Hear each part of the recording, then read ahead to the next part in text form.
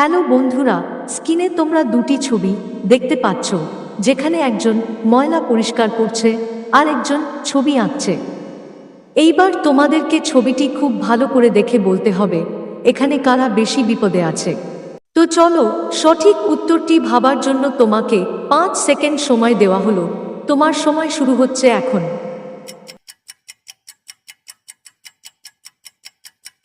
কি বন্ধুরা, কেউ কি বলতে পারলে এখানে কারা বেশি বিপদে আছে? তো যারা যারা বলতে পেরেছিলে তারা ভিডিওটিতে একটি লাইক করে আমার এই ছোট্ট চ্যানেলটি সাবস্ক্রাইব করে দিও। আর যারা বলতে পারোনি আমি বলে দিচ্ছি। বন্ধুরা, এখানে 2 নম্বর ছবির লোকটি বেশি বিপদে আছে, কারণ তার পায়ের নিচে একটি সাপ ঘুরে বেড়াচ্ছে। যে কোনো সময় সাপটি লোকটির পায়ে কামড়াতে পারে, সেই জন্য এখানে 2 নম্বর লোকটি বেশি বিপদে আছে।